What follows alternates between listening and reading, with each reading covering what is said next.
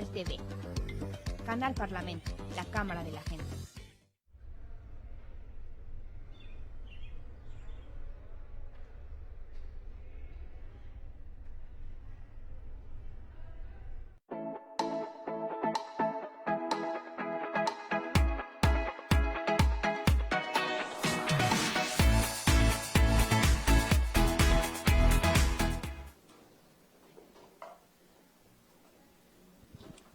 Buenos días a todos y a todas. Muchas gracias por acompañarnos en esta sesión del Conversatorio por la Integridad, un espacio organizado por la Contraloría del Congreso para difundir los principios, valores, directrices en el servicio público.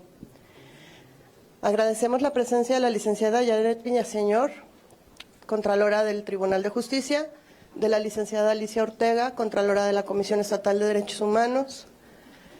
Nos acompañan hoy en el Presidium la presidenta de la mesa directiva, la diputada Hortensia Noroña, el Contralor del Congreso, el maestro Arturo Ríos, y nuestro ponente, el maestro Augusto Chacón.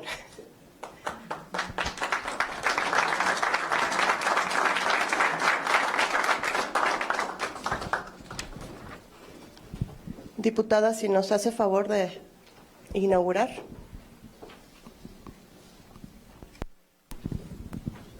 Muchas gracias, Ana Gaby. Muchas gracias a las diferentes contralorías que el día de hoy nos acompañan en este ejercicio encabezado por el Contralor del Congreso del Estado, el maestro Arturo Ríos. Por supuesto, a todas y todos los funcionarios del Congreso que el día de hoy están aquí presentes. Agradecer infinitamente al Congreso al canal del Congreso del Estado de Jalisco el que nos permita que este esfuerzo no solamente lo podamos reflexionar en estas cuatro paredes, sino que quede plasmado en nuestras redes sociales y, por supuesto, lleguemos a jaliscienses que están un poco apartados o que en este momento no pueden estar aquí presentes. Y daré la más cordial de las bienvenidas al maestro Augusto Chacón. Nos da mucho gusto que haya aceptado esta invitación por medio del Contralor Arturo para que hoy nos dé una charla aquí en el Congreso del Estado en una serie de trabajos que ha venido realizando la Contraloría, el órgano interno de Contraloría del Estado, que han sido muy enriquecedores. La Contraloría es un órgano interno vital en este Congreso. Sobre sus hombros recae la responsabilidad de quienes formamos parte del Poder Legislativo para que demos cumplimiento cabal de las disposiciones que nos rigen en nuestra ley orgánica, reglamento y disposiciones administrativas. Otra tarea esencial de la Contraloría, pero en la mayoría de las ocasiones no fácil, es la de recabar pruebas que sustenten los procedimientos administrativos en contra de quienes no se ajustaron a las disposiciones normativas.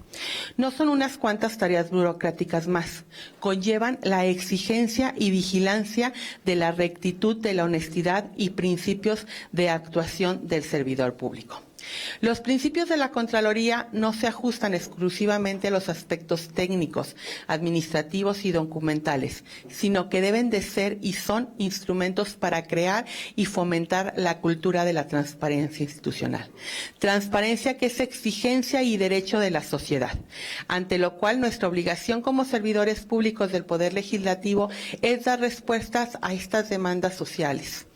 Estimado Arturo, hoy de manera oportuna abres este espacio para enriquecer el trascendental papel del desempeño gubernamental de quienes laboramos en el Congreso del Estado de Jalisco, por lo que es de reconocer a todas y todos los que están hoy presentes que se den este tiempo para escuchar las reflexiones que hoy serán de sumo interés y que nos compartirá el maestro Augusto Chacón, director de Jalisco Cómo Vamos.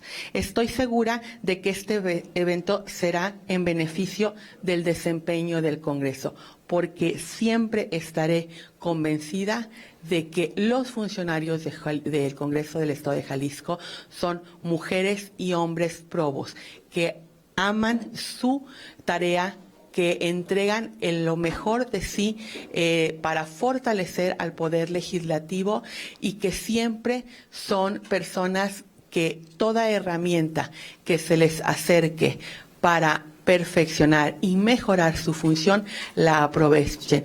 Entonces, hoy estoy muy agradecida a Arturo que nos acerque a los que trabajamos en este Congreso herramientas y reflexiones de una persona como es el maestro Augusto Chacón para que perfeccionemos nuestra función pública y que cada vez la transparencia, la cercanía con la sociedad sea parte inherente a nuestro quehacer público, porque al final no debemos de quedarnos en que el Congreso de Jalisco es la casa del pueblo sea una frase hueca y vana, sino que de verdad debemos de dar respuesta a los grandes problemas que el día de hoy enfrentamos como Estado.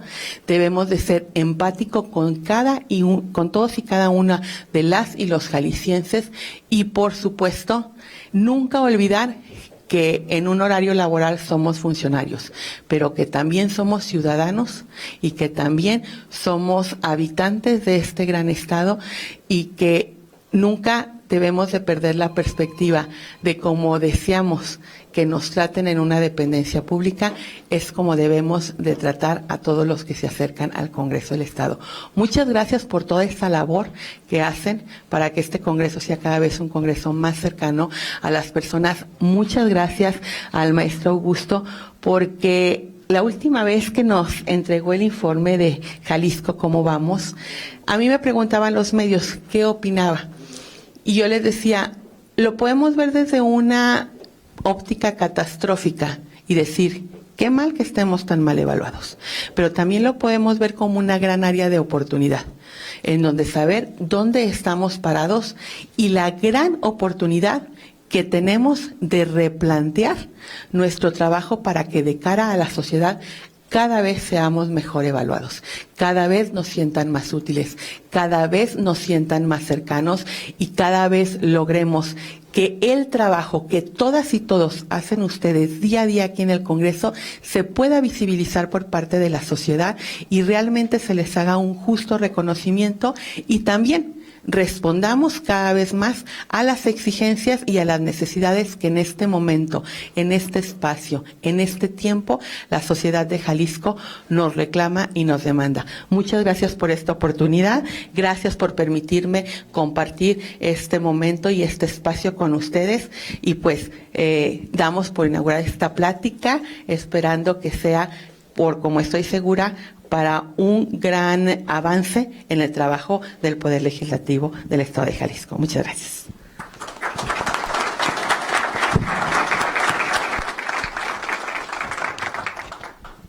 Muchas gracias, diputada. Ahora le pedimos al Contralor Arturo Ríos Bojorquez si nos comparte su visión para haber convocado y organizar de manera periódica estas charlas. Gracias. Ya saben que siempre me da un poco de pena y luego se me va pasando, pero pues más que otra cosa es agradecerles la asistencia, darles la bienvenida. Identificamos de rápido compañeros del Centro de Investigaciones, de la Coordinación de Comunicación Social, nuestra nueva coordinadora, bienvenida Vero, de Servicios Generales, compañeros del órgano técnico de educación, del órgano técnico de gobernación, del área de archivos, de control patrimonial, el órgano técnico de participación ciudadana, el director del canal, Samuel, por ahí ya te vimos entrando hace rato, bienvenido, y digo, del órgano técnico de igualdad, Israel, por allá te vemos, gracias. No quiero verme como profesor ahí señalando quiénes nos asisten, pero la verdad es de que a mí me da mucho gusto que puedan darse un tiempo de su agenda para acompañarnos en este tipo de eventos. Miren, la razón de ser, lo platicamos la primera sesión, es un tema de ir construyendo un hábito institucional que nos permite reflexionar sobre temas que puedan servirnos como una brújula para ir orientando nuestra actuación pública. Y aunque como servidores públicos tenemos claro todo el entramado legal y normativo que tenemos, incluyendo un código de ética, como abogado les puedo decir, que es algo que enseñan luego en la carrera, que hay dos formas de cumplir con las normas. Una es por el miedo a una sanción, que para ciertos casos pues es efectivo, pero otra es porque hay un convencimiento del cumplimiento de la norma. Y en ese sentido, pues sí creo que si desde el servicio público logramos reflexionar, comprender y asumir como hábito el colocar al centro de las decisiones y de nuestras acciones el interés social, pues estaremos definiendo ese faro rector de nuestra actuación pública, a través del cual obviamente estaremos en condiciones de crear este ambiente de control interno que nos permita construir, ampliar y fortalecer la confianza pública y en consecuencia brindar una mayor calidad a nuestra democracia. Desde diversas ópticas podemos comprometernos con el cumplimiento de estos principios, de estos valores, de estas directrices que norman nuestra conducta. Personalmente estoy convencido que la parte que algunos denominan como el poder suave, es decir, la construcción de una cultura, de hábitos institucionales que nos permitan asumir como propios los valores previstos en nuestro actuar público, muchas veces es mucho más funcional y es más sencillo, aunque requiere más disciplina, llegar a ese punto que solamente estar ampliando el número de sanciones por no cumplir con aquellos valores, aquellos principios, aquellas directrices de comportamiento que tenemos como servidores públicos.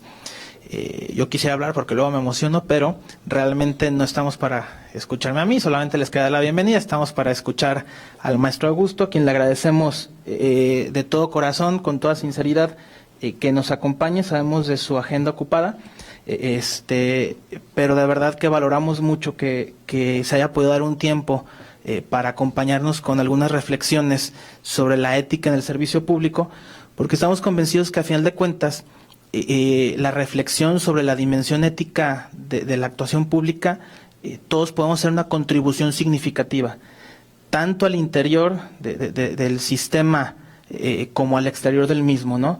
Y entonces en ese sentido, todo aquello que entra, hace rato platicamos de la teoría de los sistemas, todo aquello que entra al sistema, pues obviamente va a determinar también qué es producto del mismo, y en ese sentido, pues seguramente reflexiones como la de usted, como la del maestro Roberto la ocasión pasada, para nosotros generarán condiciones suficientes para poder darle la importancia de vida a la dimensión ética del actor público. De verdad que le agradezco mucho, diputada, le agradezco mucho siempre su disposición para estarnos acompañando, a pesar de que también tiene una agenda complicada, y principalmente agradecerles a ustedes, que la agenda complicada, aunque no se ve a lo mejor de manera mediática, cada uno la tiene en su área, y el hecho de que estén aquí acompañándonos de verdad es digno de orgullo, de satisfacción, y de agradecimiento también de parte de la Contraloría del Congreso. Y pues sin más, Gaby. Muchas gracias, Contralor.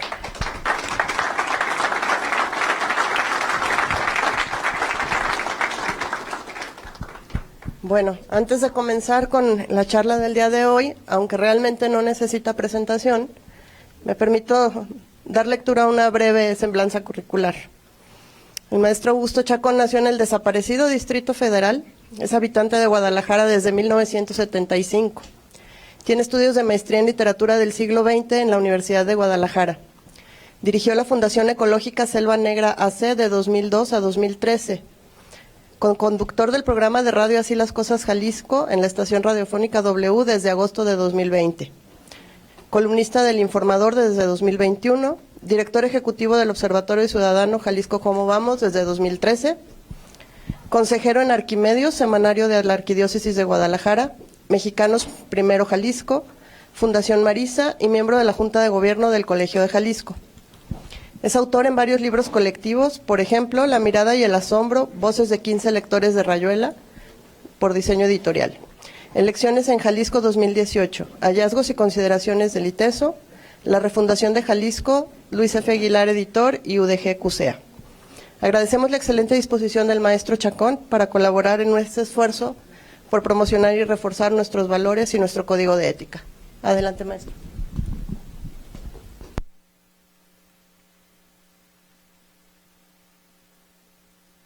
Gracias, buenos días.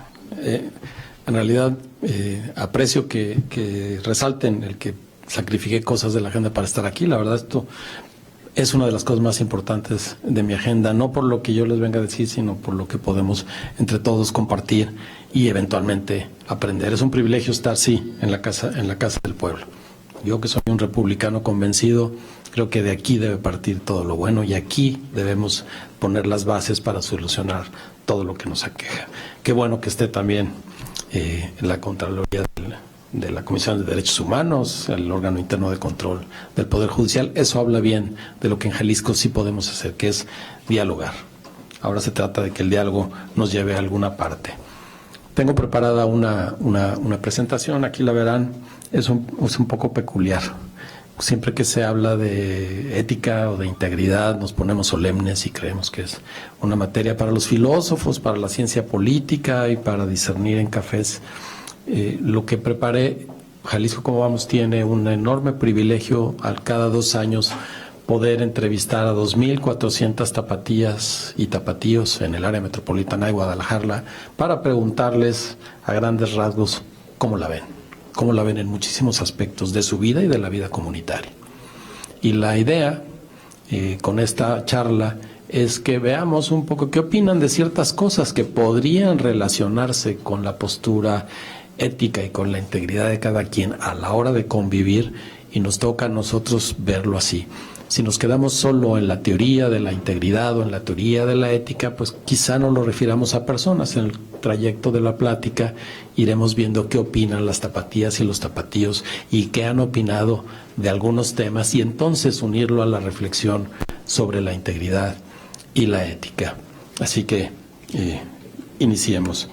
Primero, Jalisco Como Vamos es esta organización de la sociedad civil que está integrada por quienes ven en la pantalla, empresarios por su cuenta y algunas organizaciones también importantes. Están 3 universidades, el ITESO, la Universidad Panamericana, la Universidad del Valle de Atemajac, que está corporativa de fundaciones, está Extra AC, la Cámara de Comercio, Coparmex y algunos empresarios, como ven ahí, Juan Arturo Covarrubias Valenzuela, que preside el Consejo, Ignacio Aranguren, Salvador Ibarra, Marisa Lazo, Guillermo Martínez Conte, Pepe Medina Mora, Fernando Topete, Jorge Gutiérrez, Carlos Daniel Villaseñor.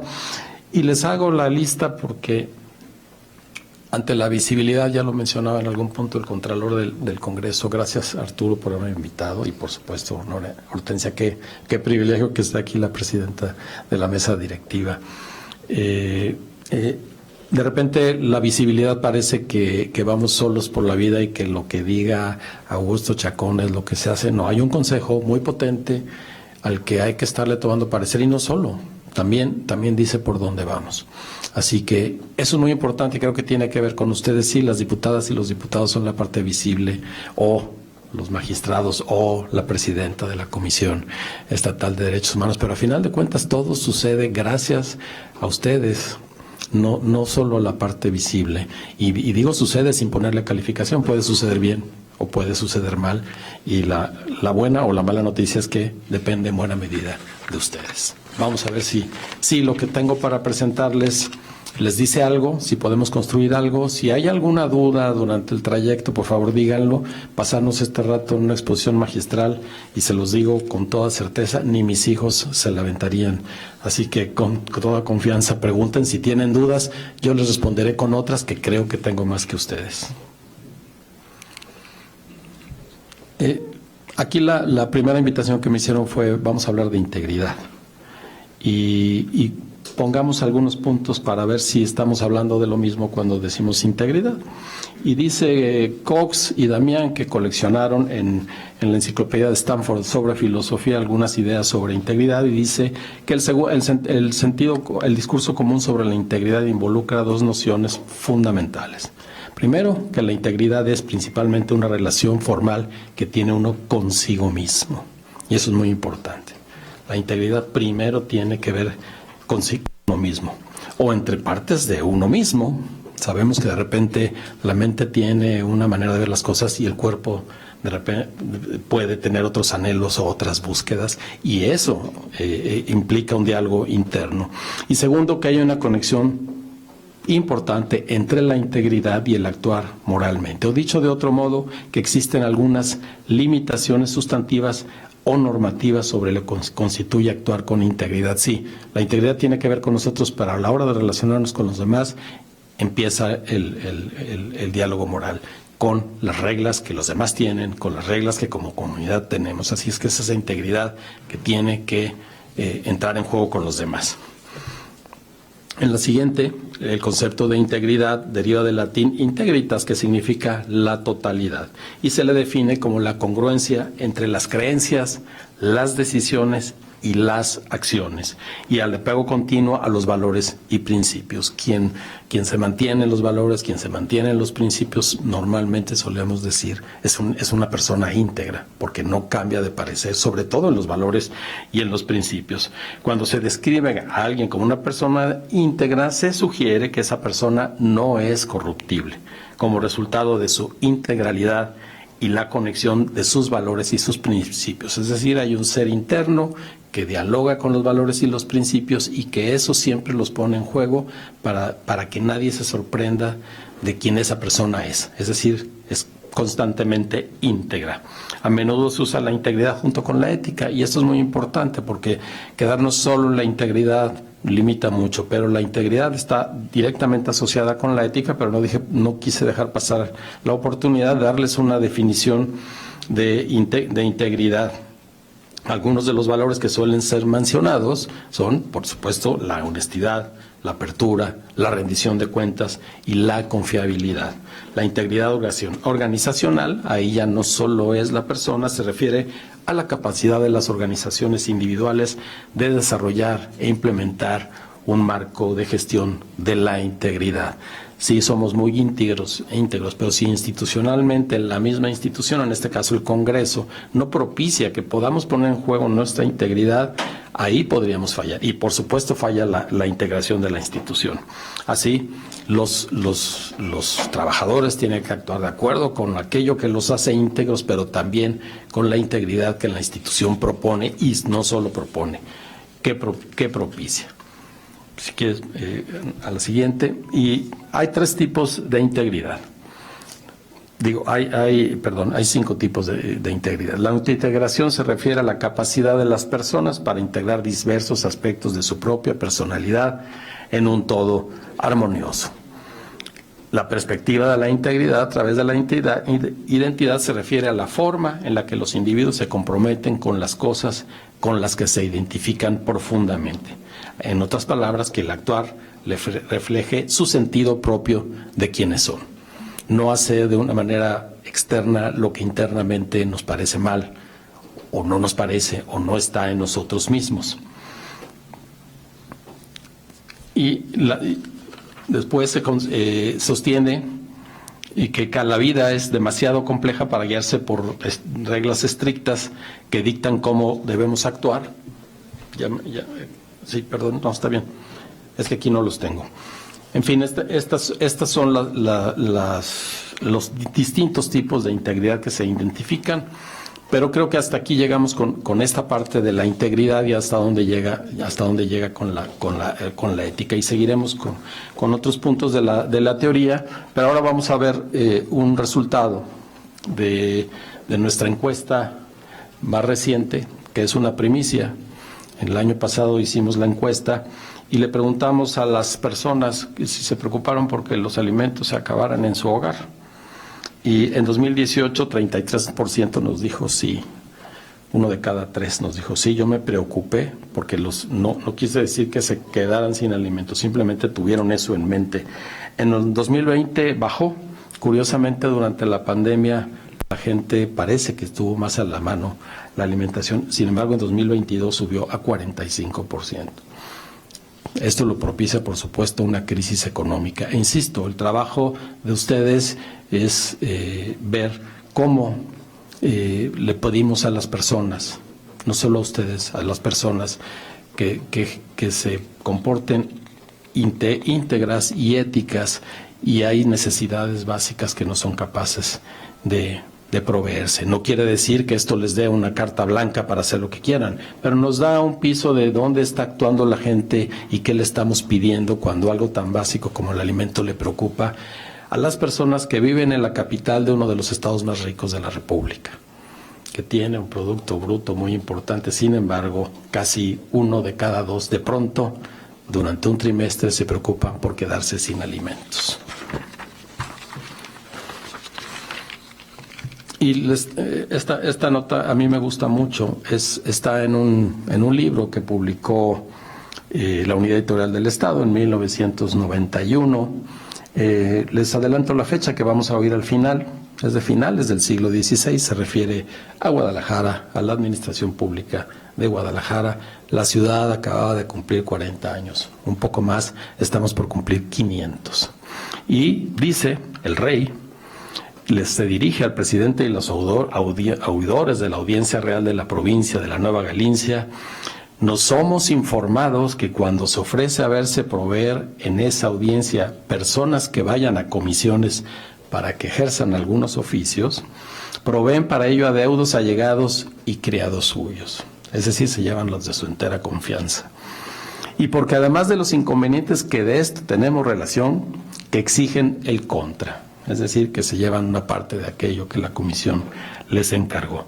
Lo que está proveído y ordenado sobre ello, os mandamos que en alguna manera ocupación ni proveéis a deudos, criados, ni allegados vuestros en dichas comisiones y oficios y otras cosas, sino de otras personas que en esta provincia hubiere que nos hayan servido en ella y sean suficientes, porque así conviene a nuestro servicio, y de ejercerse lo contrario seremos deservidos. Esto lo firma el rey, bueno, no lo firma el rey, lo firma Antonio de Erazo a nombre del rey, el 19 de abril de 1583. Es decir, ya teníamos problemas de integridad cuando la ciudad apenas estaba naciendo. Y el mismísimo rey de España le van con el chisme y manda una carta diciendo: oigan, no abusen. ¿Qué tanto hemos cambiado? ¿Cuánto ha sido esa nuestra preocupación? Y tengamos en cuenta que cada 6 años o cada 3, depende del nivel de gobierno que estemos hablando o del orden de gobierno que estemos hablando, nos dicen que esto se va a acabar. Bueno, tenemos, al menos por este documento, casi 450 años tratando de que no sea así. Y ahora vamos a una definición de ética que es muy común, que todos conocemos. Fernando Savater dice: la ética es la actitud del individuo o intención, la actitud o intención del individuo frente a sus obligaciones sociales o personales. No nos dice que ser ético es automáticamente bueno. Puede haber una intención o una actitud de los individuos que no sea buena, pero esa es su ética. Aquí la cosa es construir una común. Dice: la ética siempre está en nuestras manos individuales para actuar de forma moral, de forma ética. Yo no necesito, y esto es muy importante, ponerme de acuerdo con nadie, ni pedir permiso a nadie, ni que los demás estén de acuerdo conmigo. Yo actuaré de acuerdo con mis criterios y mi conciencia en el aquí y el ahora. Aquí es muy importante porque en este libro Savater hace un diálogo entre la ética y la política. Dice: la ética es esto, el aquí y el ahora. Yo tomo decisiones y nadie puede intervenir. La política es distinta. En la política llegamos a acuerdos y podemos esperar todos a que se cumplan en cierto momento. Nadie puede decir, y es el ejemplo que Savater da: bueno, como estoy de vacaciones voy a guardar la ética tantito y luego la pongo en juego. Siempre la ética se juega en el aquí y en el ahora, en todo momento. La política juega con otras reglas y el asunto es poner en diálogo esto. Dice: por supuesto, aunque la sociedad que nos rodee sea desastrosa, y no se refería a Jalisco, pero si lo quieren ver así, con mucho gusto, aunque estemos bajo una dictadura terrible, aunque seamos los peores ejemplos veamos los peores ejemplos a nuestro derredor, la persona puede ser moral, porque la moral depende del individuo y de nadie más. Es decir, a nadie le tenemos que pedir permiso para ser éticos, para actuar moralmente correctos. Depende absolutamente de nosotros, aún así estemos entre las peores condiciones. Esas condiciones no nos dan el pretexto para no poner en juego una ética específica. Pero ¿de qué hacen las tapatías y los tapatíos mayormente? Esta es la principal actividad de recreo que hacen los tapatíos, lo que están viendo ahí. Ir al cine, que es casi 3 de cada 10, y bajó un poco de 2018 a 2022, y ver la televisión, que inclusive subió en 2022. Es como nos enteramos, y esto es importante porque a final de cuentas estos mensajes que nos llegan en la televisión, consciente o inconscientemente, modulan un poco nuestro estar frente a los asuntos públicos, frente a nosotros mismos, frente a lo que los demás opinan y frente a valores que los medios de comunicación nos hacen pasar por buenos y que nosotros compramos. Valores que no necesariamente están a nuestro alcance, que no necesariamente caben en la comunidad en la que habitamos, y por eso quise incluir esta lámina. Estos son las tapatías y los tapatíos en su tiempo libre. Es decir, donde son, perdón por la redundancia, más libres. Deciden en esa cantidad de ir al cine, en esa cantidad de ver la televisión. También hay una opción de hablar de libros, pero la respuesta siempre nos indica que es aspiracional. Nadie va a decirnos que no lee libros. Entonces no podemos decir que todos los que nos dicen que leen libros realmente los leen, o, como suelo decir, las librerías tienen una doble contabilidad. Ahora, en cuanto a la moral, y este libro me gusta mucho, aquí lo tengo a la mano, es un señor que se llama Jonathan Haidt, y lo traje para recordarme del subtítulo. El título es La mente justa, y el subtítulo dice: ¿por qué las buenas personas están divididas por la política y la religión? Él es un psicólogo de la moral y dedica esta obra solo a dirimir eso. Y se pregunta muy al principio: ¿y de dónde viene la moral? ¿Cómo nos llega el pensamiento? Dice, hay 3 teorías. Hay quienes dicen que es el nativismo, que nacemos con una buena carga moral y que después la vamos poniendo en práctica. Hay quien dice que es empírica, que lo vemos desde la experiencia y desde lo que los adultos como niños nos van enseñando, y Piaget hizo ensayos muy interesantes al respecto. Y hay quienes dicen que es el racionalismo, que es a partir de cierto empirismo, es decir, la experiencia y lo que vamos compartiendo con los demás, lo que nos lleva a ir teniendo una postura moral. Él se inclina por el racionalismo. Él dice: el punto más alto de la reflexión y de la racionalización es llegar a una postura moral de las cosas. Así que la vamos construyendo, sí, desde la experiencia, en el intercambio con los demás, en la posibilidad de poder dar una vuelta en lo que pensábamos y contrastarlo, pero a final de cuentas esas son las 3 maneras que este estudioso de la mente considera que de dónde nos viene la moral. Y dice: el dominio de la moral varía de cultura en cultura, lo sabemos. Es inusualmente estrecho en las culturas occidentales, y esto es muy importante, educadas e individualistas. Es decir, la moral en sociedades como nosotros estamos tendiendo a ser más individualistas, juega un papel, la moral común, más estrecho, porque cada quien ponemos en juego la nuestra. En cambio, en las sociocéntricas, ahora que están de moda hablar de los libros de texto gratuitos, donde se impulsa un comunitarismo bastante superficial, pero a final de cuentas esa es la idea que está detrás. El dominio moral se ensancha para abarcar y regular más aspectos de la vida, independientemente de lo que yo pienso, la comunidad, y podemos pensar en comunidades religiosas formadas alrededor de un credo religioso, en donde lo que piensa la persona moralmente importa menos que lo que piensa la comunidad, y la sanción de la comunidad es más importante que la sanción propia. Y él dice: nacimos para ser justos. La cosa es que tenemos que aprender sobre qué exactamente personas como nosotras deben ser justos.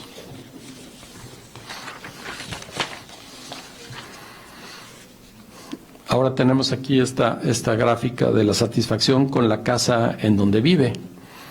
En los estudios que hace Jalisco Cómo Vamos, el lugar donde más seguros nos sentimos, y no completamente, es en nuestra casa. Más inseguridad nos produce la ciudad, más seguridad nos produce la colonia y más seguridad nuestra casa.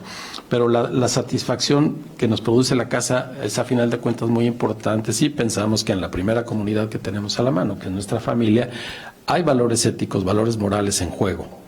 y la satisfacción de ese continente que es el hogar, que es la casa, resulta muy importante. Y la noticia es buena, ha crecido, los muy satisfechos con la casa son casi 7 de cada 10. Es decir, la casa todavía produce, no les preguntamos si es grande o es chica, pensemos que es una muestra debidamente estratificada, que hay una muestra de clase alta y hay una muestra adecuada de clase baja y de clase media, y la mayoría está satisfecha con su casa. Y esto nos debe llevar a preguntarnos por qué hay tanta violencia intrafamiliar, y vemos que ha crecido exponencialmente. Particularmente en el mes de julio fue impresionante las denuncias que se recibieron de violencia familiar. ¿Qué valores morales están en juego en esa casa que nos produce tanta satisfacción? ¿De qué manera la comunidad no hemos sido capaces? Aquí hay el 100% de gente informada que podría concordar en que el respeto a las mujeres es ahora imperativo, que hay mecanismos para proteger a las niñas, a los niños. Sin embargo, los datos nos dicen, está pasando lo contrario. ¿Qué pasa con la postura ética de las personas que por un lado están muy satisfechas con su casa y por otro lado crece la violencia intrafamiliar?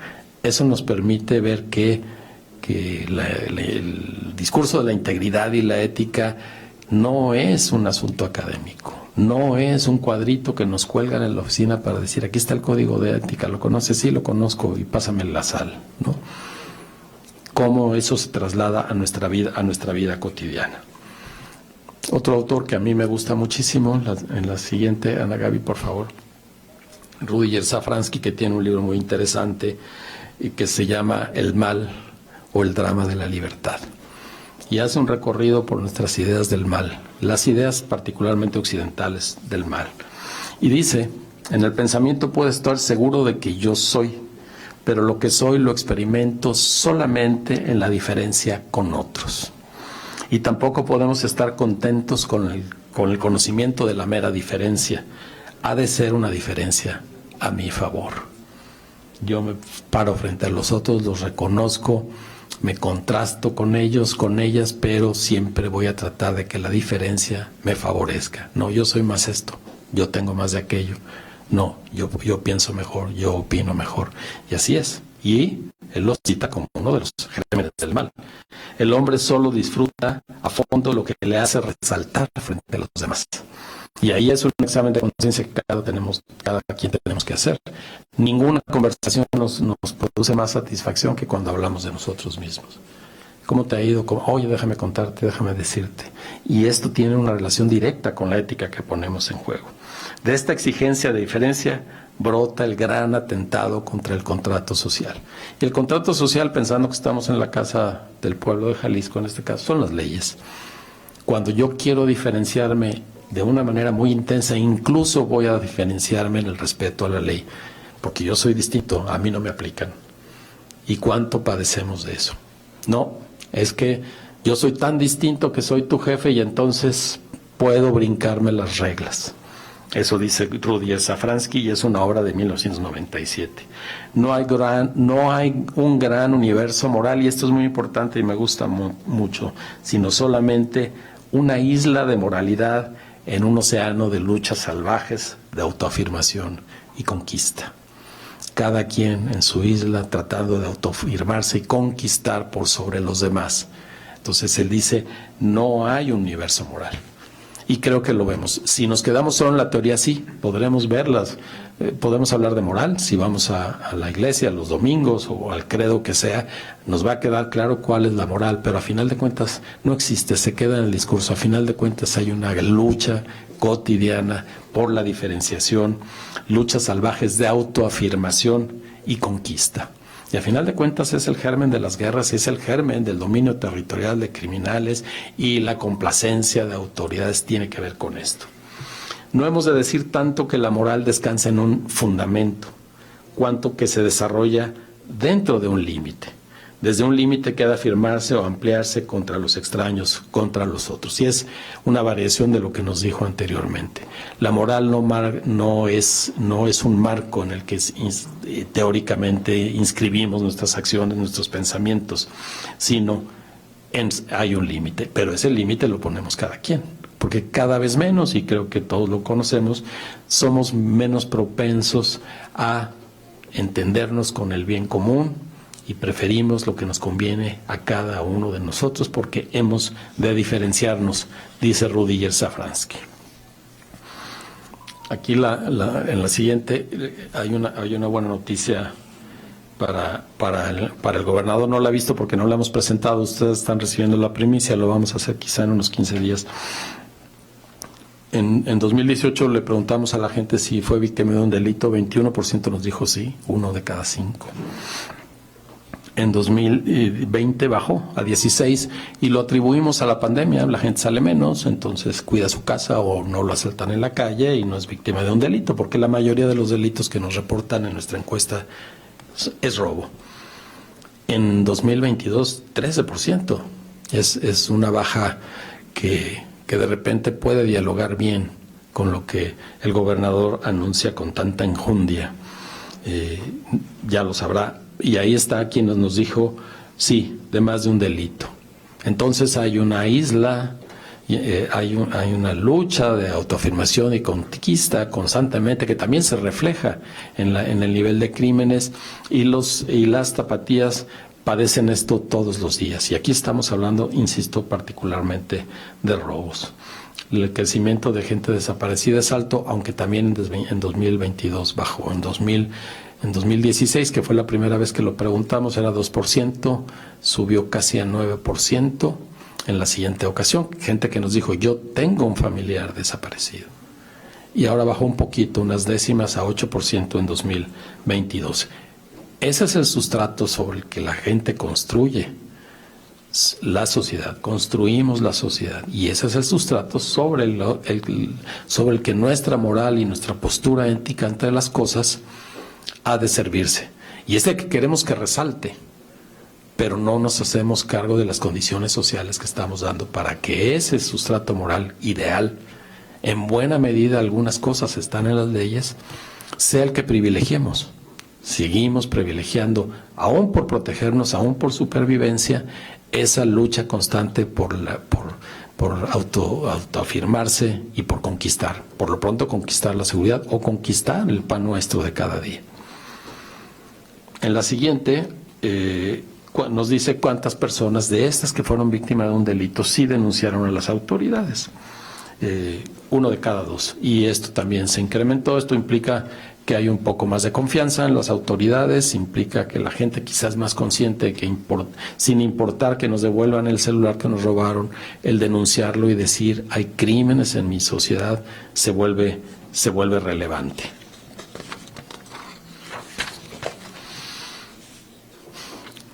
En 1809, creo que fue el primer bando de policía de buen gobierno que se emitió en Guadalajara, 1809, antes de la independencia. Y es de una actualidad que hace sonrojar.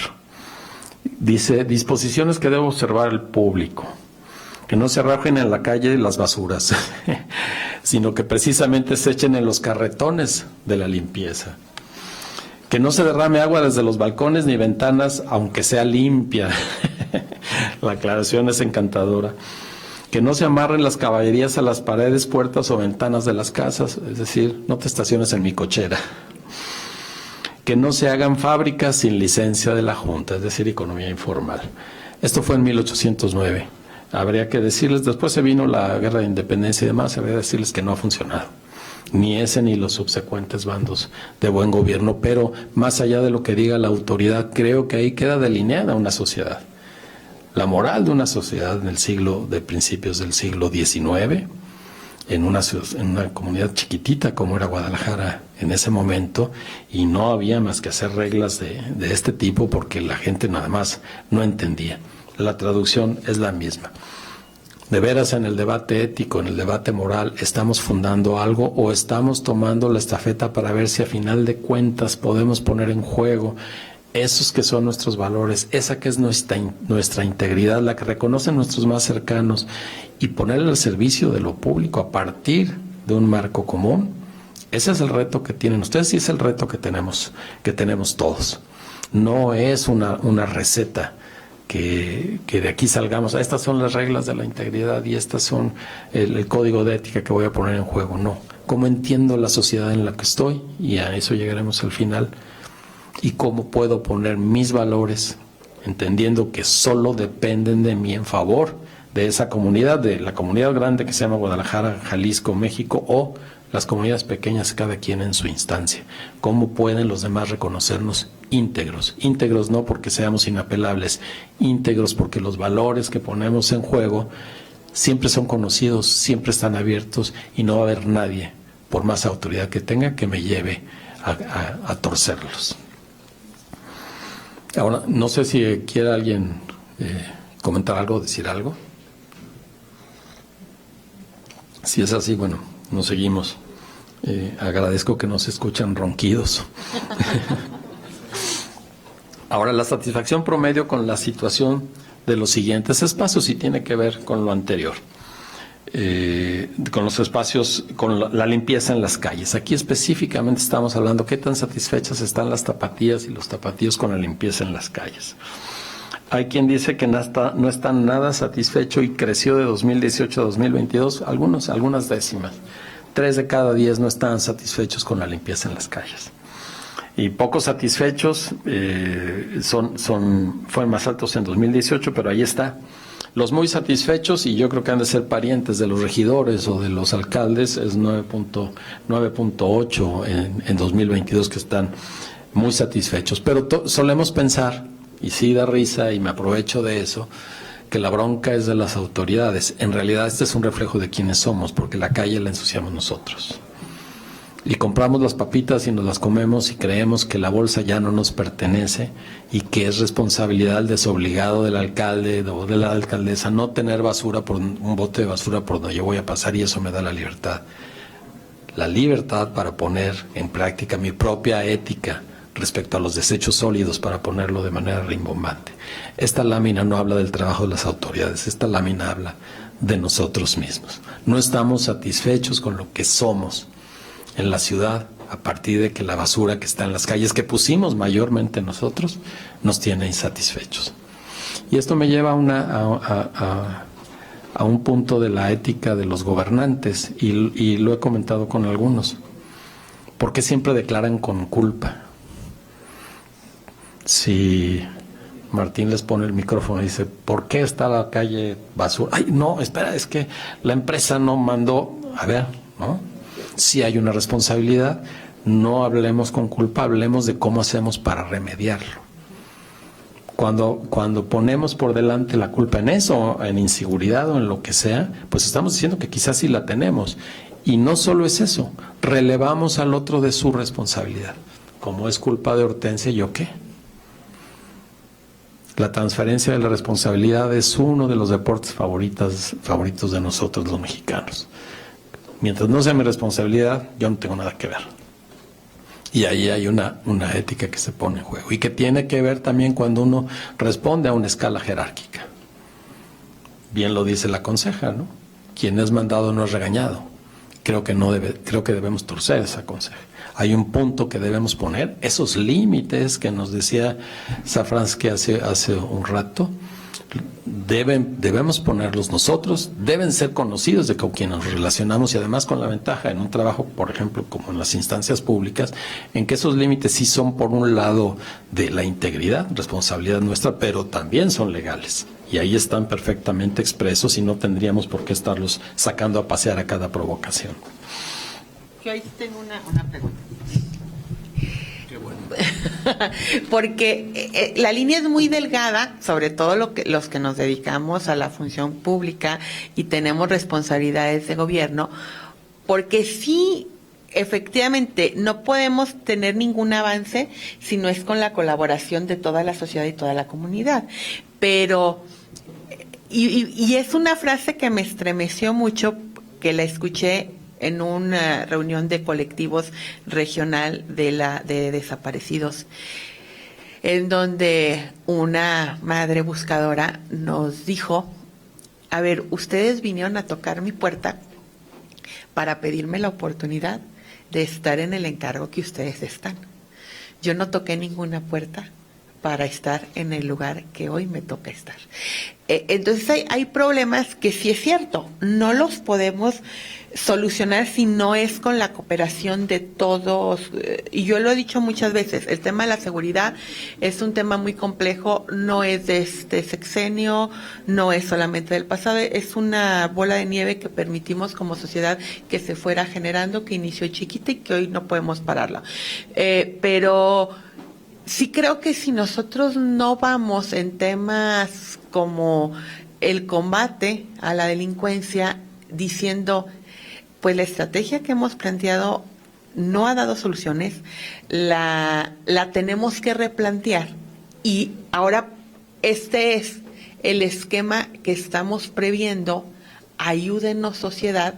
También se cae en el otro extremo de hacer alguna declaración en donde solamente en el ámbito de la sociedad quede la solución, ¿no? Y entonces voltean a decir un poquito, bueno, y al final, ¿para qué te contraté para ser el gerente de este estado o para gobernar este estado? No digo, y me asumo como parte del problema y como parte de la solución, porque no nada más por ser presidenta del Congreso, sino en el momento que decidí yo y que decidí libremente dedicarme a la función pública, es porque yo supongo que tengo algo que aportar a la solución de los problemas que enfrenta mi estado o mi comunidad, ¿no? Si no, pues me dedicaría a ser contadora o a hacer alguna otra cosa diferente en donde no tuviera la responsabilidad de plantear soluciones. Entonces, esa línea sí me queda como un hilo muy delgado entre sí, todos tenemos que coadyuvar, pero pues nosotros tenemos la mayor responsabilidad por ser quienes fuimos a pedir la oportunidad de estar al frente del Estado. Claro, la diferencia está entre responsabilidad y culpa, ¿no? Si ahorita te hicieran gobernador, y no estoy haciendo premoniciones, lo que adquieres es la responsabilidad. Y normalmente esa responsabilidad acaba limitándose a culpar al de atrás. Es decir, no, bueno, pues es que esto me dejaron y yo qué quieres que haga, ¿no? Y entonces entra la culpa. Pasan los primeros 3 años y dices, pues ya yo no pude hacer nada, ni siquiera son capaces de contarnos el estado real de las cosas. Y yo sé que no es posible decir, es que fíjate que el crimen organizado, está muy complejo decir eso. Pero lo que no puedes decir, y ayer me lo preguntaban en radio, es si la violencia familiar, es correcto que el gobernante diga, es asunto de las familias, ¿no? Yo dije no es correcto, simplemente porque desde que tú pones una denuncia por violencia familiar, significa que está en un código.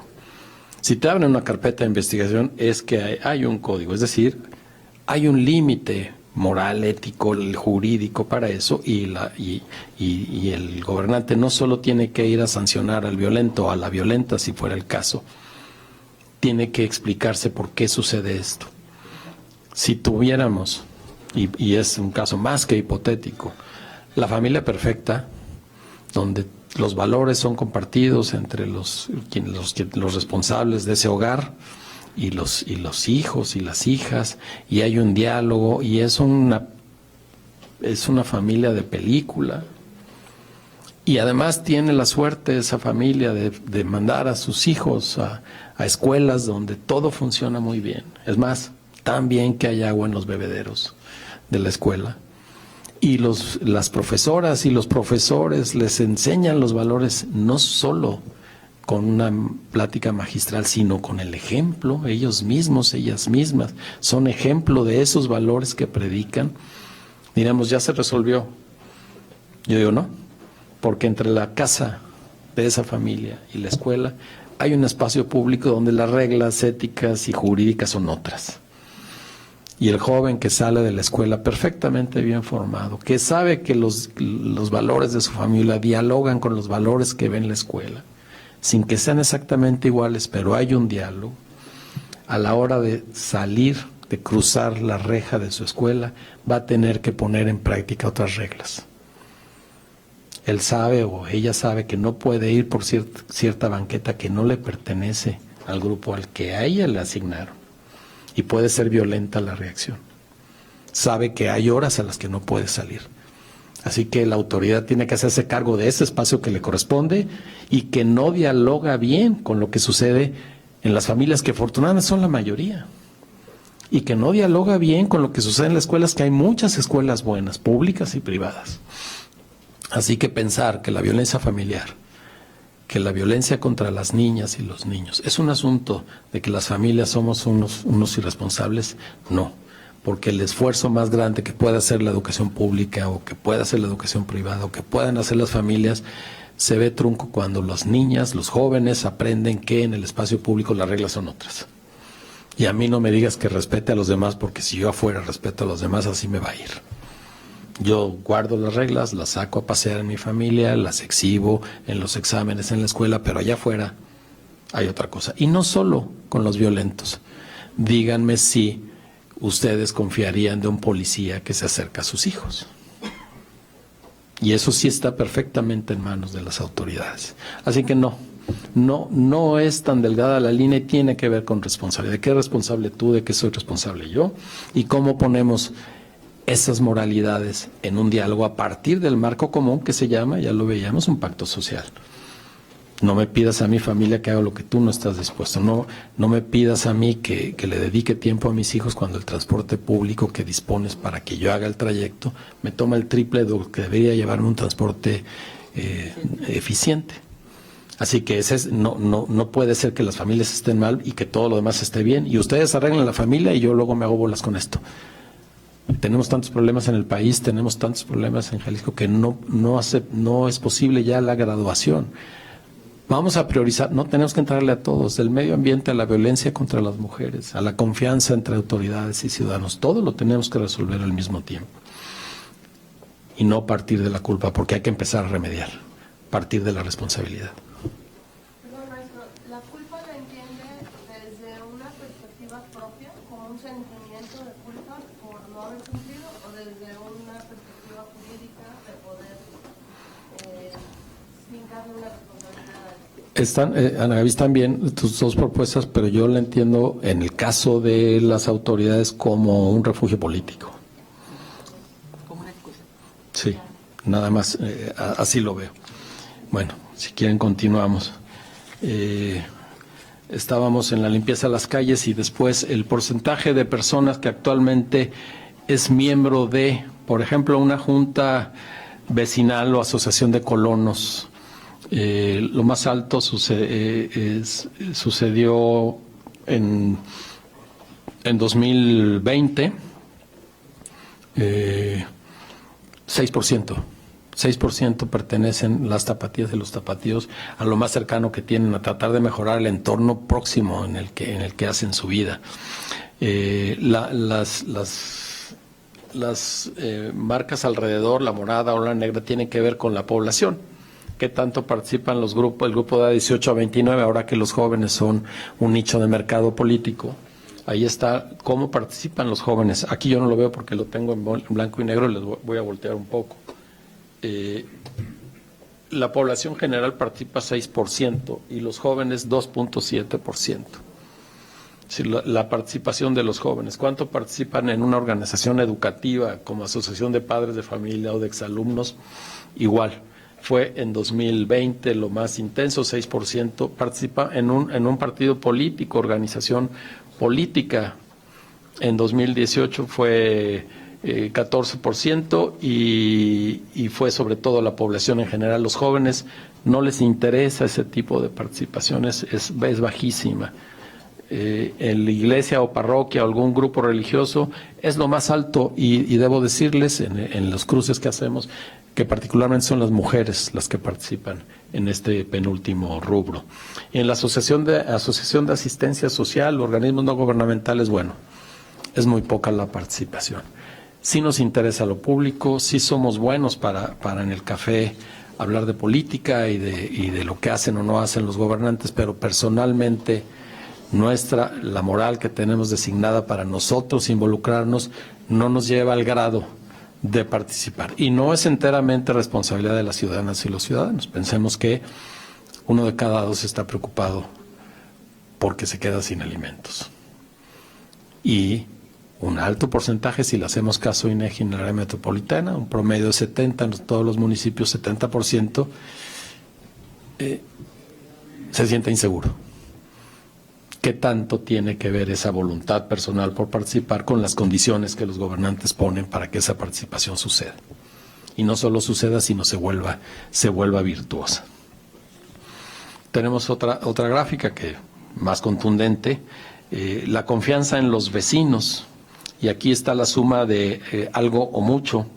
Y no subió, 57% en 2022 nos dijo en el área metropolitana de Guadalajara que confía algo o mucho en los vecinos. Y este es un dato importante para quienes hacen leyes, para quienes gobiernan. Si tenemos esta masa crítica podemos empezar a resolver, porque los grandes problemas que tenemos, y esa es una teoría que yo tengo, los vamos a tener que enfrentar como la guerra de guerrillas. Cada quien se hace cargo de su esquina, de esquina a esquina, los vecinos, y nos conocemos, y aquí no pasan los maleantes, y aquí nos vamos a quejar porque no pasa el camión de la basura, y en la otra esquina que se hagan cargo. Porque si esperamos que lleguen las soluciones macro, es más, yo no sé si ustedes conozcan a los vecinos de su casa de atrás. En mi caso yo les puedo decir que no tengo idea, y muy poco.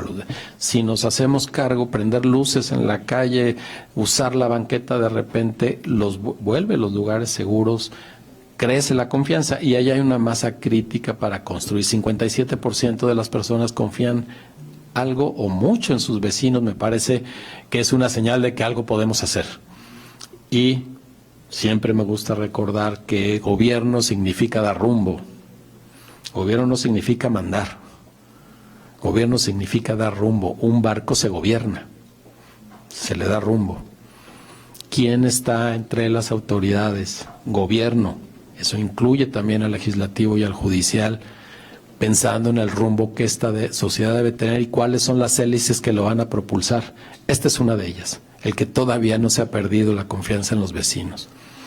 Quizá es discursiva, podríamos ponderarla, pero a final de cuentas ahí está. Nada les costaba decir no confío. Y creció esa confianza. Nosotros creemos que creció porque a partir de la pandemia tuvimos que voltear a lo más próximo. Ya no teníamos que estar huyendo de nuestra casa, lejos a trabajar o lejos con la familia. Alrededor estaba nuestra vida. Creo que ahí hay algo que podemos hacer.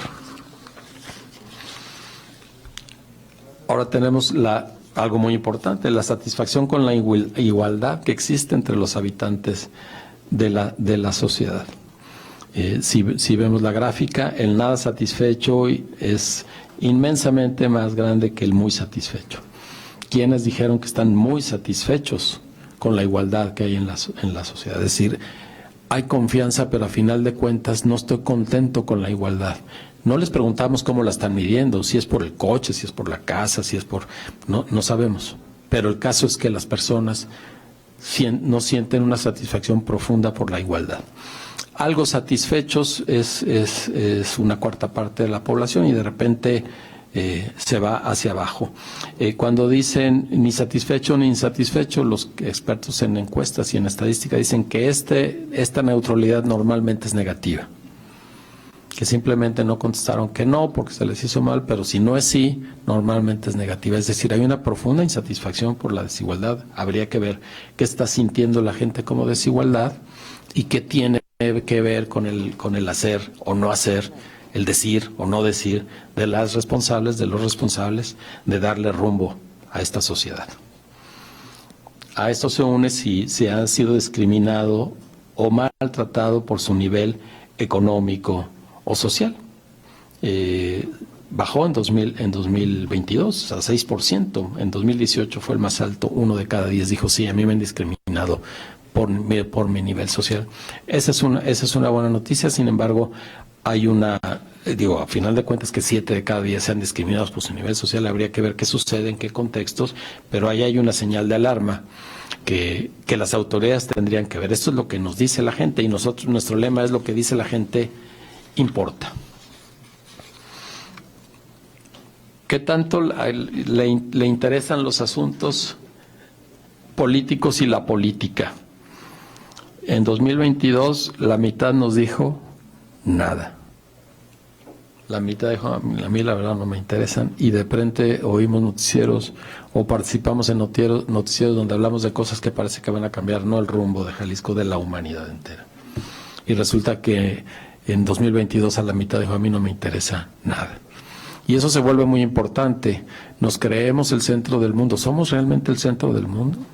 ¿Podemos fijar una serie de valores y movernos de acuerdo a una ética preestablecida creyendo que es compartida? No. Ni siquiera lo más visible, aparentemente más visible, le importa a la gente. Quien dijo siempre en 2022 fue 7% de la población. 7% dijo, me interesan los asuntos públicos y la política. Y eso tiene que ver con la forma de pararse ante los asuntos.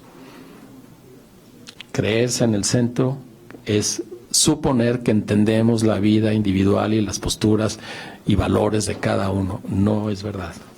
Ni siquiera nos están escuchando.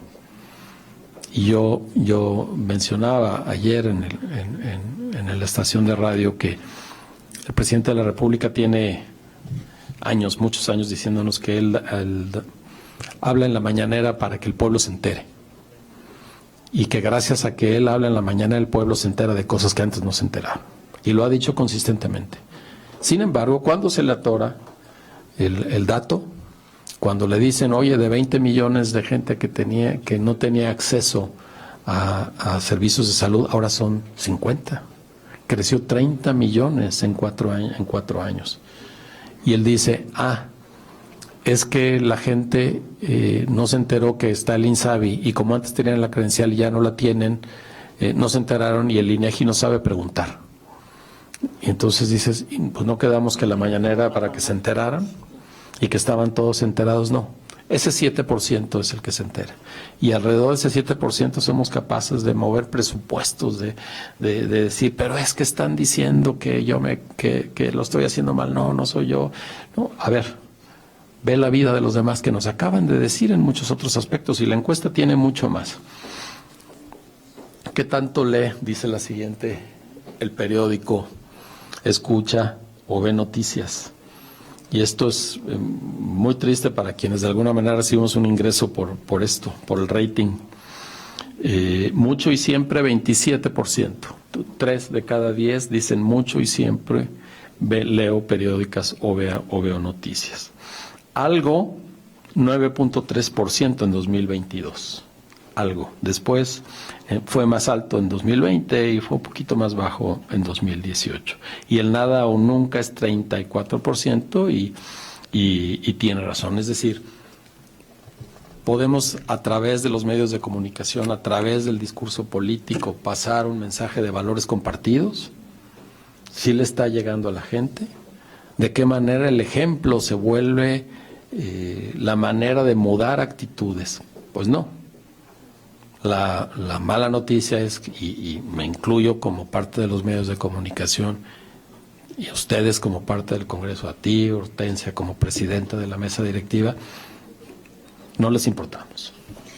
Oye, Augusto, y qué frustrante. Gracias. Perdón por el ejemplo tan burdo, pero que logremos cuando mucho llegar a ser interesantes para el 7% y luego ver fenómenos como el del fin de semana pasado. Me declaro una analfabeta en el tema, pero en donde dicen que el programa parecido a Big Brother, yo me quedé en Big Brother, o sea, el año de la prehistoria, paralizó al país en su última sesión, ¿no?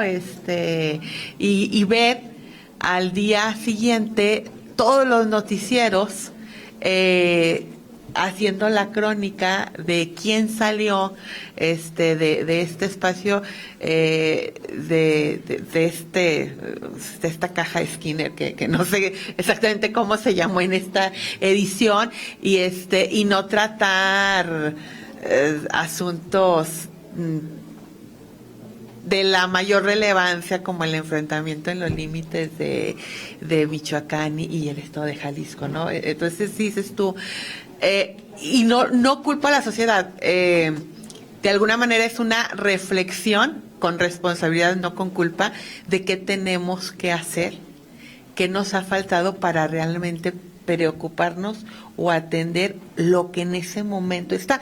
Porque te he de decir que yo soy una política un poco a la antigua. Entonces se me dificulta mucho, por ejemplo, poner mi trabajo en una plataforma de banalización como pudiera ser muchas de las redes sociales actuales, pero desde una posibilidad de aligerar. O sea, esa parte me cuesta mucho trabajo porque como que siento que de alguna manera le falta un poco al respeto a lo que me dedico, aunque luego me llega un poco la inquietud de decir, pues es que si no lo hago, tampoco vamos a ser atractivo que se inmiscuyan en los problemas. Entonces tengo ahí como muchos problemas éticos. Qué bueno, mira, y a lo mejor van a pensar que lo ensayamos, pero lo que estás poniendo en juego es tus valores contra los de ellos. Para ti es más importante el crimen o la declaración o lo que sea de lo político, para ellos no. Y no hace que tus valores sean mejores que los de ellos. Y ni siquiera en términos culturales. La invitación es decir qué valores, así como estamos viendo en esta encuesta, los valores que hay de esa gente, como vimos en aquel comunicado del rey en el siglo XVI, y como vimos el primer bando de policía y buen gobierno en el siglo XIX, ¿qué sociedad se refleja ahí? Lo más simple es decir, no, pues es gente que no lee, gente mal preparada, y llegué a escuchar eso respecto al programa que dices. Y yo digo, a ver, pensemos en esta gente que llega en la noche, la invitan a ver el programa donde personajes, que yo no conozco a ninguno, pero personajes célebres viven y se insultan y se agreden, todo lo que sucede en una encerrona de esa naturaleza, y la gente se relaja ¿de qué? Del discurso político vano, se relaja del transporte público que no sirve, se sale de la ciudad que ya vimos, que nos dice que está sucia, se huye de la violencia, y claro, dice, pues yo voy a verlo, y creo que fueron 21 millones de telespectadores, pero con eso no vamos a competir, ni vamos a poner en juego tus valores o los de la clase política con los de la gente que ve esos programas o que ve el fútbol o que puede llenar el Estadio Jalisco con un regatonero. Me parece que nos habla de esos valores que queremos hacer que pasen a fuerza del otro lado, sin tratar de entender los que la gente está poniendo en juego. ¿Cuál es el punto en común entre tu trabajo, entre lo que tú le das importancia y esa gente? Nada va a tener el rating que tiene ese tipo de espectáculos. Y nos habla de un modo de vida y también de una dosis de la cultura, porque eso también es cultura. Pero así ha sido históricamente. Mira, ¿para qué me desgasto yo como diputado si mira lo que le gusta a la gente? Pues no, me parece que esa no es lo que estamos viendo aquí justo. Por eso digo que bueno que parece que lo ensayamos. No es que haya unos valores mejores que otros. Hay que entender el modo de vida de las personas que ponen en juego esos valores y cómo hacemos que participe. Y yo creo que la gente participa mucho más de lo que creemos. Claro que ahí no aparece, pero la sociedad estaría mucho peor si la gente no se involucrara en muchos asuntos. Desde atención de personas, adultos mayores, a personas en situación de calle, hay mucha gente resolviendo esos problemas que para los gobernantes quedan en una escala de valores que no tiene que ver con los suyos, que a final de cuentas, y así lo podemos constatar, el valor máximo que ponen en juego ahora los políticos es tener más poder, tener más presencia, tener más fuerza, tener más influencia. Y claro, en el juego político tradicional, decir yo quiero tener los 21 millones de telespectadores ahí hablo estrictamente de mis valores. Si hacer el ridículo como lo han hecho algunos de los candidatos corcholatas es parte del juego político, pues yo jamás voy a ser político. Yo no me voy a vestir de pájaro para bailar y ver si logro tener los 21 millones de telespectadores. Me parece que son dos mundos distintos que a ustedes les toca entender, y poner en juego lo que hace falta para que la gente haga lo que quiere hacer, mientras no viole la ley. Es lo único que ustedes deben entender. Yo no haría un juicio sobre esa audiencia. A final de cuentas, tiene un rasgo bueno. Hay un punto de unidad de una multitud que ya no es fácil, porque estamos atomizados en lo cultural, estamos atomizados en lo político, estamos atomizados en lo social. Pequeñas celulitas. Ahora aquí hay un gesto de algo que llama la atención de al menos una quinta parte del país, ¿no?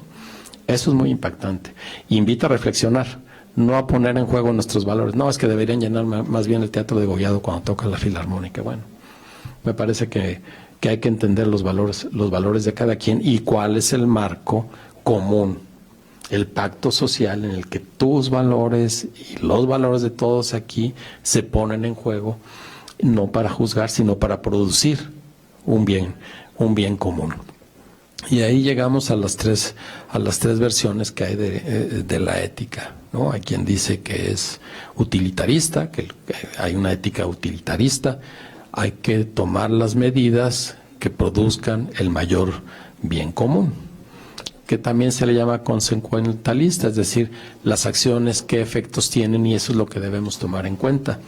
Y es el viejo ejemplo de la lancha en donde caben 10, pero se suben 11, y para salvarse 10 tienen que sacrificar a alguien.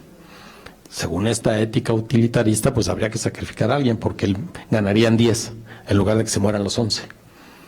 Está la ética de la deontología, es decir, de lo que debe ser, independientemente del bien que produzcan y para quién lo produzcan, lo que debe ser. Y si seguimos con el ejemplo de la lancha, el bien supremo es no matarás. Entonces lo que hay que ver es cómo se salvan los 11, sin sacrificar a nadie. O la ética de la virtud, que tiene que ver con las acciones que me hacen bueno a mí, según yo. Y solo tomar en cuenta esa ética, lo que a mí como persona me hace mejor. Por supuesto no hay que tomar una, generalmente hay que ponerlas a dialogar a estas tres que algunos estudiosos reconocen.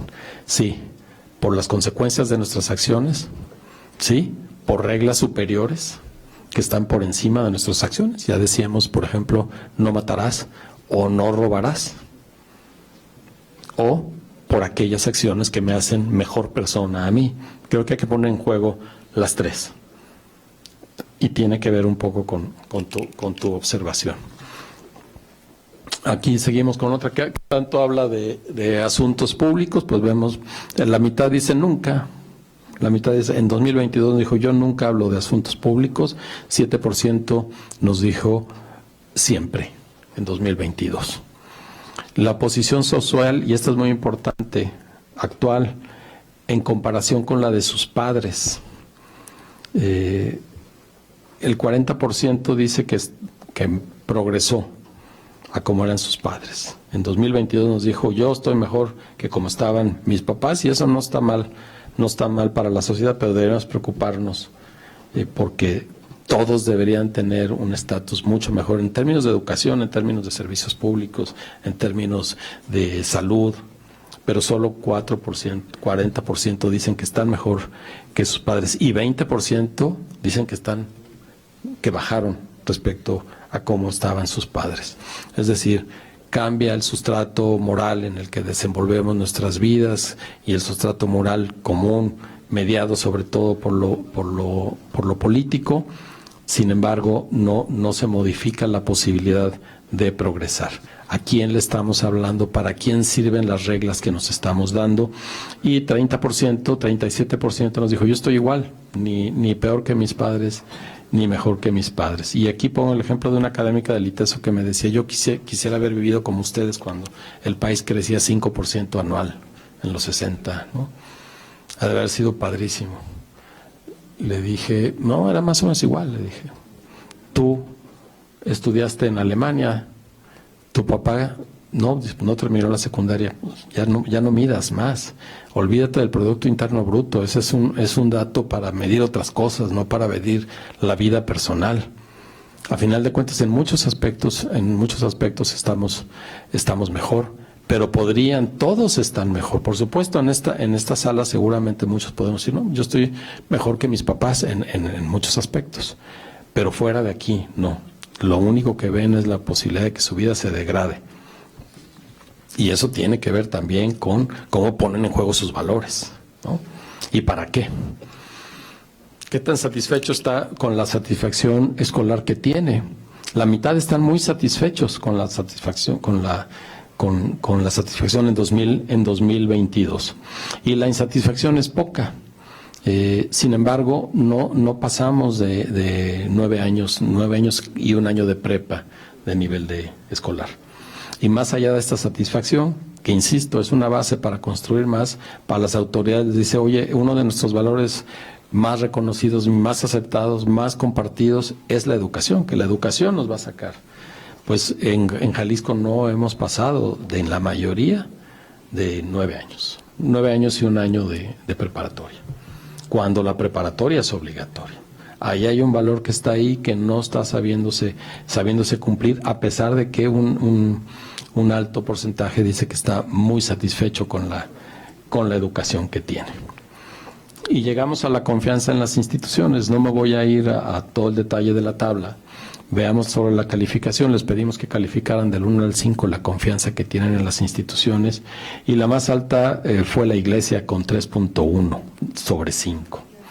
Y de ahí podemos ver el Congreso del Estado, el Congreso local, los diputados de Jalisco es 1.8, merece la calificación de confianza. Y eso tiene que ver, por supuesto, con la integridad que la clase política ha puesto para generar esa confianza, que no la va a generar con discursos, que no la va a generar con que la campaña en la que se empeñan cada X tiempo nos diga las maravillas que van a hacer. Esa confianza se va a generar con el ejemplo que se ponga todos los días y con el efecto que ese ejemplo tenga en la vida de las personas. Incluso ha bajado la confianza en el ejército, es 1.8, es un poco más para la Marina, pero ¿quién en Guadalajara tiene contacto con la Marina? Si hablamos de bulto, nada más decimos sí, es la que más confianza, después de la Iglesia, es la institución que más confianza le produce a las y los tapatíos, y ahí hay una serie de valores que se ponen en juego, tanto institucionales como personales, y que la gente lo nota. Por último, esto que a mí me gusta mucho, Fernando Escalante, es un sociólogo mexicano muy ácido, muy amigo de Fernando Sabater, suele cocinarle arroz cuando va a España, porque Fernando Sabater es fanático del arroz mexicano. Y nos dice él, y al final les digo el nombre del título, dice, y hay una virtud, llamémosle así, capaz de facilitar esa disposición necesaria, la disposición de la gente para, sin ansiedad ni mala conciencia, aceptar el cinismo y la desvergüenza de los políticos. Esa virtud, esa disposición es el resentimiento. ¿Sería posible, y lo digo con precaución, dice el mismo Fernando Escalante, que ese fuese el principio moral propio de nuestra forma política? El resentimiento. El resentido vive en la convicción de haber sido víctima de un despojo irreparable. No es por su culpa que carece de esto o lo otro, ni hay mérito alguno en quienes lo poseen. Todo es fruto de una injusticia fundamental que trastorna el orden natural de las cosas. Cuánto resentimiento hay en nuestra postura moral hacia muchas cosas, particularmente en la relación a los demás. No es lo que yo hago, sino la injusticia que me hacen. Yo no sé quién, pero hay una injusticia y vivo resentido. Si quieres, Ana Gaby, pasamos a la siguiente. Lo que hace que el resentimiento se ajuste a las necesidades de nuestro arreglo político con tan feliz exactitud en su tolerancia para con el fraude. Una vez asentado, convertido en sentido común, propicia una sólida indiferencia hacia la legalidad y los arreglos fraudulentos de cualquier especie. Me parece una descripción más que puntual. Merced al resentimiento, y no digo que algunos nos escapemos, acabamos siendo indiferentes hacia la legalidad y hacia los arreglos fraudulentos de cualquier especie. Donde no hay mérito que valga, ni regla que merezca precio, toda forma de competencia se convierte tarde o temprano en un negocio político. Escalante es devastador con su señalamiento, la moral del resentimiento. ¿Cuánto ponemos en juego ese resentimiento para nosotros tomar decisiones? Como estoy resentido, no hago caso de la ley o hago caso omiso de quien la esté violando. Ya llegará el punto en que se me haga justicia quién o por qué. Los méritos no importan, ni las reglas.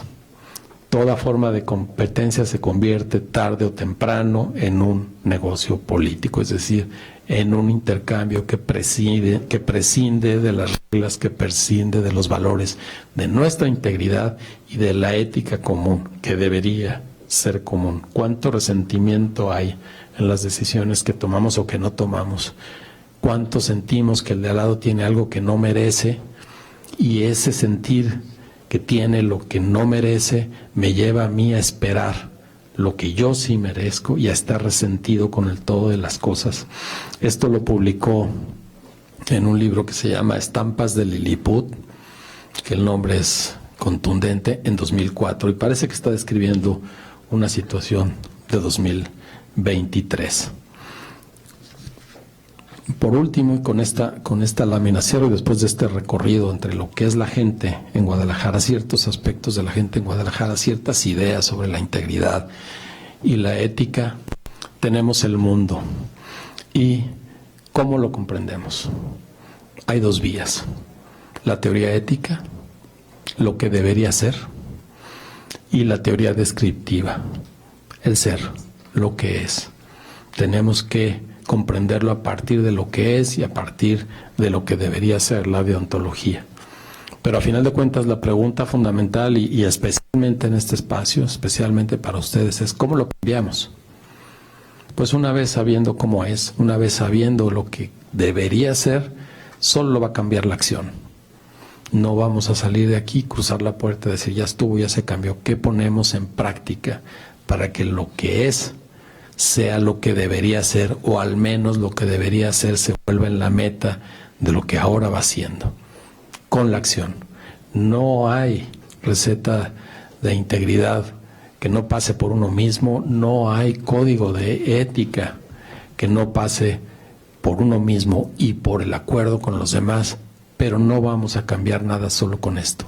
Es la acción, y no es la acción de salir y aquí a 200 metros tenemos Palacio de Gobierno y tomar el poder. Es la acción que podemos emprender en nuestro particular ámbito de competencia.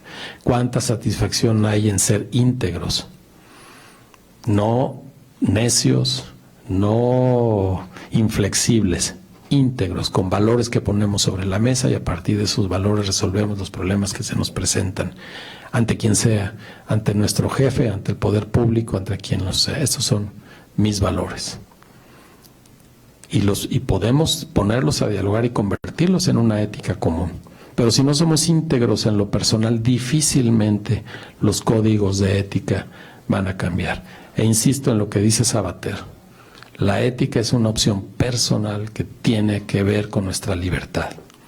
El día que cedemos nuestra ética a los impulsos de la codicia, a los impulsos de una jerarquía política o simplemente patronal, estamos también rescindiendo nuestra libertad.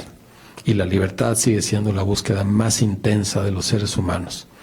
No debemos claudicar a eso, y la perdemos cada vez que torcemos nuestros principios, nuestra integridad, nuestros valores en favor de algo que no nos pertenece, de algo en lo que no creemos. ¿Y qué sucede? Por eso dejo al final lo de Fernando Escalante, que vamos en realidad fundando una ética del resentimiento. Yo aquí me detengo, les agradezco mucho y bueno, si tienen algún comentario, bienvenido.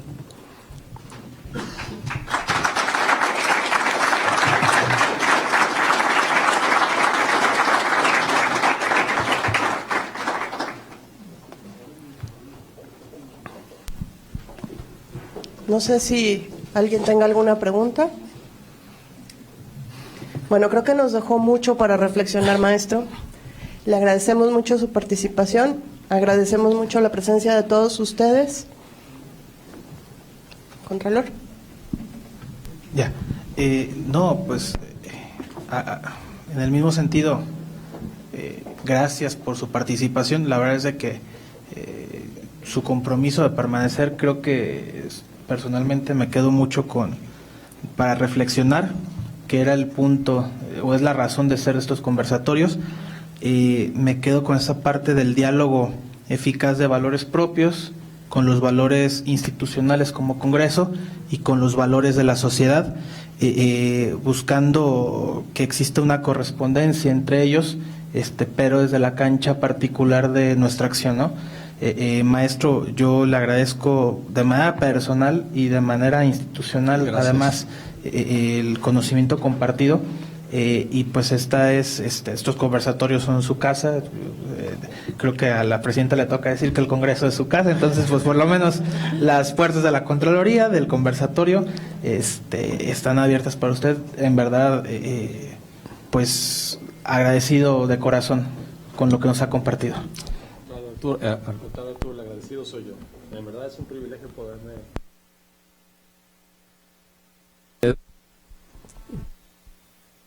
Lo aprecio. Muchas gracias. Presidenta, no sé si quiera cerrar. Pues nada más agradecer el esfuerzo del Contralor y por supuesto esta plática que, como vieron, nos llevó mucho a la reflexión. Nos deja mucho que pensar, pero creo que lo más importante es que no nos quedemos solamente en la reflexión, sino que, como bien lo señala el maestro Augusto, día a día, con nuestro actuar, vayamos marcando la diferencia.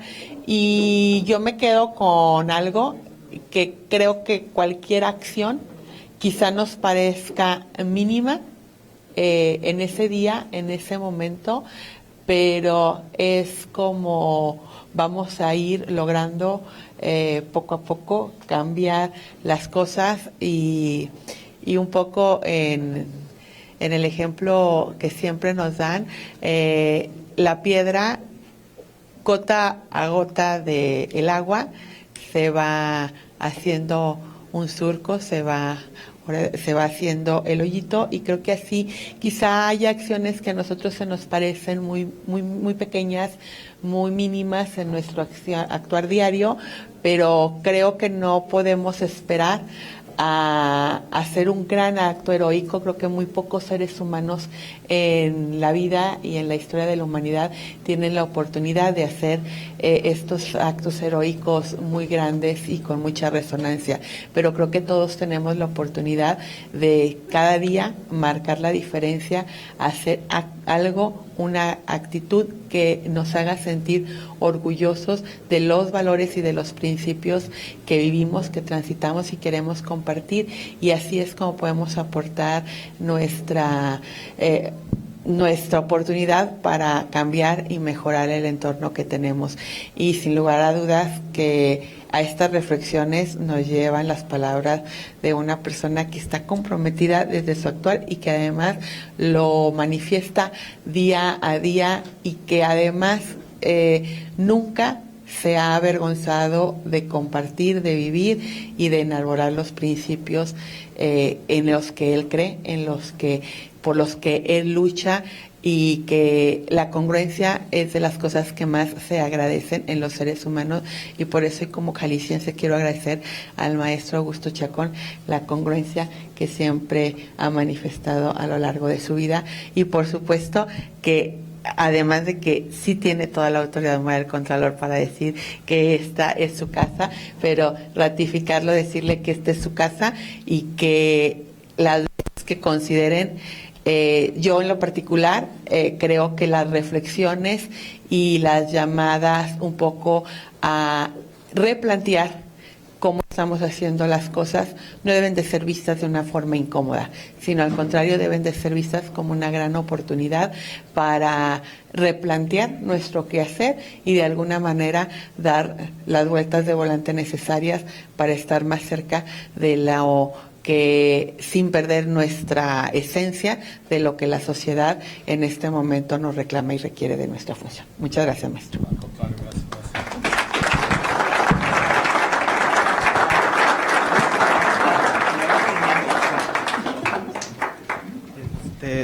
Maestro, pues para concluir, queremos otorgarle un reconocimiento, Presidenta, de parte.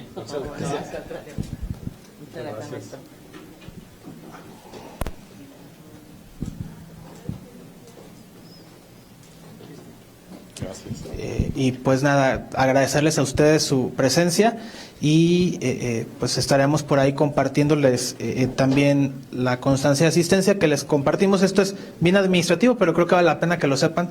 Nosotros solicitamos, platicaba con el maestro, pues como para lo bueno a veces sí somos, sí nos prestamos para, bueno, nos prestamos, estamos obligados por ley cuando hay sanciones a registrarlas en expedientes administrativos. ¿Por qué no hacer lo mismo con lo bueno, no? Y en esta lógica, toda la participación que hay en estos eventos, por lo menos los organizados por el órgano interno de control, solicitamos al área de administración que vayan inscritos en su expediente laboral para irlo enriqueciendo y también generar una motivación. Entonces, en esa lógica, luego les entregaremos su constancia de participación y haremos lo propio en ese sentido. De verdad que muchísimas gracias por su participación. Gracias.